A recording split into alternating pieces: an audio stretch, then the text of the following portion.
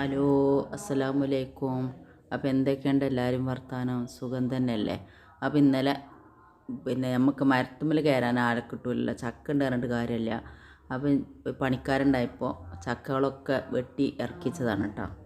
അപ്പോൾ ഞാനതൊക്കെ എടുത്തുകൊടുന്ന് കഴുകിക്കാണ്ട് ഇങ്ങനെ വെച്ചേക്കാണ്. നല്ലോണം വെള്ളമൊക്കെ വലന്ന് പോകാൻ വേണ്ടിയിട്ട് ചക്ക കംപ്ലീറ്റും മണ്ണും ചളിയൊക്കെ ആയിട്ടൊക്കെ വരച്ച് കഴുകി വൃത്തിയാക്കി. പിന്നെ അതൊക്കെ കഴിഞ്ഞതിന് ശേഷം അതിൻ്റെ നെട്ടിയൊക്കെ മുറിച്ച് വെളഞ്ഞീനൊക്കെ ഒപ്പിയെടുക്കുകയാണ് കേട്ടോ. അപ്പം ഞാനിത് എന്തിനാ വെച്ചാൽ നമുക്ക് നല്ല വെണ്ണാണ്ട് പേപ്പറിൽ പൊതിഞ്ഞിട്ട് ഫ്രിഡ്ജിലെടുത്ത് വെക്കാൻ വേണ്ടിയിട്ടാണ്. അങ്ങനെ എടുത്ത് വെച്ചാൽ ഇപ്പോൾ പെയിൻ്റ് അടിക്കാരും തോട്ടത്തിലുള്ള പണിക്കാരൊക്കെ ഉണ്ട്. അപ്പോൾ നമുക്ക് ഓരോ ദിവസങ്ങൾ കൂട്ടാനായിട്ടൊക്കെ ഉണ്ടാക്കി കൊടുക്കാമല്ലോ വിചാരിച്ച് ചെയ്യാണ് കേട്ടോ. ഞാനെന്നുണ്ടെങ്കിൽ അരിഞ്ഞ് റെഡിയാക്കി എടുത്താലും മതി. അപ്പോൾ അങ്ങനെ ഓരോ ചക്കകളും അങ്ങനെ പേപ്പറിൽ ചുരുട്ടി നല്ല റെഡിയാക്കിയാണ്ട് ഫ്രിഡ്ജിലാണ്ട് വെക്കുകയാണ്. അപ്പോൾ നമുക്ക് ഇഷ്ടമുള്ള നേരത്ത് ഓരോന്നെടുക്കുക. പിന്നെ വേറൊരു ഉപകാരം കൂടി ഉണ്ട് കേട്ടോ. ഇത് നമ്മളിങ്ങനെ 2 ദിവസമൊക്കെ ഫ്രിഡ്ജിൽ ഇരിക്കുകയാണെന്നുണ്ടെങ്കിൽ വെളിഞ്ഞീനിങ്ങനെ ഒലിച്ച് പോവാതെ നിൽക്കും ചെയ്യും. നല്ല ഫ്രഷായിട്ട് ചക്ക ഉണ്ടാവും. എങ്കിലും വെളിഞ്ഞീനിൻ്റെ ഇത് കുറച്ച് കുറവേക്കാരം. അപ്പോൾ അങ്ങനത്തെ ഒരു ഉപകാരം കൂടി ഉണ്ട്. അപ്പോൾ നിങ്ങളിങ്ങനെ ചെയ്യാത്തവരാണെങ്കിൽ ഒന്ന് ചെയ്ത് നോക്കോണ്ടി. പിന്നെ 5 ചക്കി ഞാൻ ഫ്രിഡ്ജിൽ ഇങ്ങനെ വെക്കുക കേട്ടോ ചെയ്യണേ. അങ്ങനെ ഞാൻ അവിടുന്ന് 2ാമത്തെ ദിവസം ചക്കകൾ കംപ്ലീറ്റും കട്ട് ചെയ്തെടുത്തിട്ട് എന്താ ചെയ്തെന്ന് വെച്ചാൽ തോല് ചെത്തിയെടുത്തു കേട്ടോ.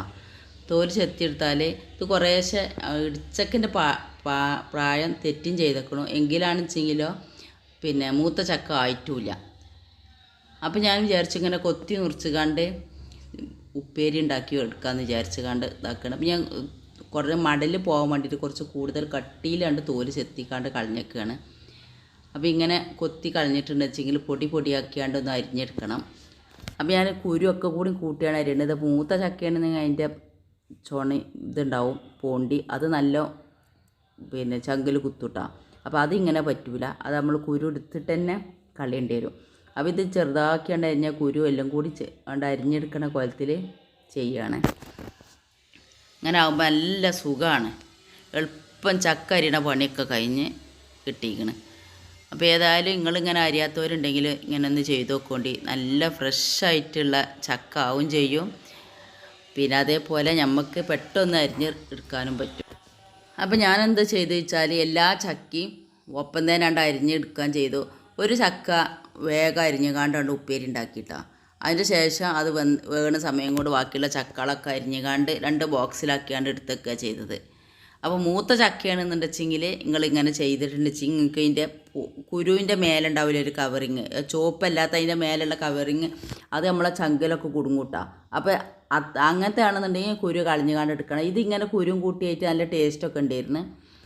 അപ്പോൾ ഞാനിത് കംപ്ലീറ്റ് ഒന്ന് അരിഞ്ഞ് വരട്ടെ. അതിൻ്റെ മുന്നായിട്ട് നിങ്ങളോട് കാര്യം പറയാനുള്ളത് വെച്ചാൽ എൻ്റെ ചാനൽ ആദ്യമായിട്ട് കാണുന്നവരാണെന്നുണ്ടെങ്കിൽ സബ്സ്ക്രൈബ് ചെയ്യാനും ലൈക്ക് ചെയ്യാനും ഷെയർ ചെയ്യാനും ഒന്നും മറക്കണ്ട. ബെല്ലൈക്കൻ അമർത്തിക്കൊണ്ട് എന്തെങ്കിലും ഒരു അഭിപ്രായം നിങ്ങൾക്ക് മനസ്സിൽ തോന്നുന്നത് എഴുതി അറിയിച്ചോണ്ടി കേട്ടോ. അപ്പോൾ ഞാൻ കൈമല ഇടയ്ക്കിടയ്ക്ക് കുറേശ്ശെ വെളിച്ചെണ്ണ ആക്കിയിട്ടുണ്ട്. അതേമാതിരി കത്തിമലും കുറേശ്ശെ വെളിച്ചെണ്ണ ആക്കുന്നുണ്ട് കേട്ടോ.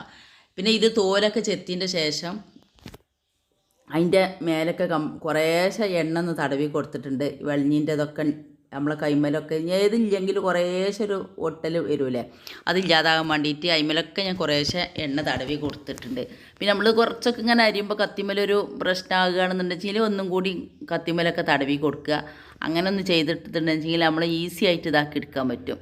പിന്നെ നിങ്ങളൊക്കെ ഈ ചക്കയൊക്കെ ഉണ്ടാകുമ്പോൾ വെളിഞ്ഞീന് കത്തിമലൊക്കെ ആകുമ്പോൾ ഇതേപോലെയല്ല ഒരുപാട് വെളിഞ്ഞീനൊക്കെ ഉണ്ടാകുമ്പോൾ നിങ്ങൾ എന്താ ചെയ്യലെന്ന് പറയേണ്ടിയിട്ട്. ഞാനിവിടെ എന്താ ചെയ്യൽ വെച്ചാൽ ഗ്യാസ് കത്തിക്കുന്ന സമയത്ത് പിന്നെ അടുപ്പിന്മേൽ വെച്ച് ചൂടാക്കിയതിന് ശേഷം പേപ്പർ കൊണ്ടോ എന്തുകൊണ്ടെങ്കിലും ഉണ്ട് വെളിഞ്ഞീന് വടിച്ചെടുക്കലാണ്. അപ്പോൾ കണ്ടില്ല നിങ്ങൾ, ഇങ്ങനെയാണ് ഞാൻ കംപ്ലീറ്റ് ചക്കകളും റെഡിയാക്കിയെടുത്തത്.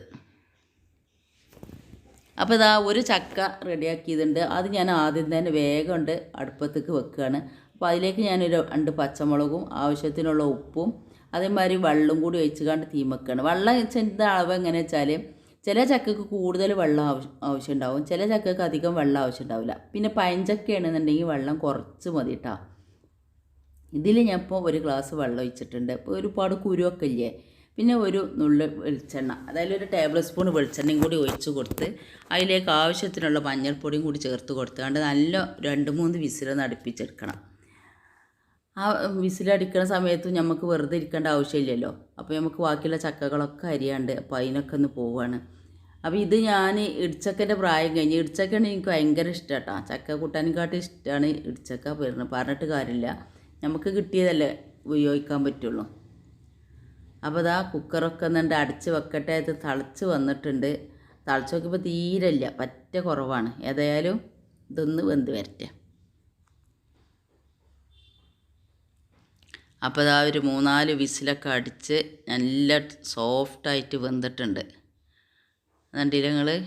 അപ്പോൾ ഇത് ഞാൻ അടുപ്പ് ഓഫാക്കിയാണ്ട് ആ വിസിൽ ഇതാവട്ടെ വിചാരിച്ച് വെക്കാണ്ട്, അപ്പോൾ തീ ഞാൻ ഓഫാക്കണതിന് അതിൽ ചുരുക്കി കൊടുത്തേക്കാണ് ചെയ്തേക്കണത്.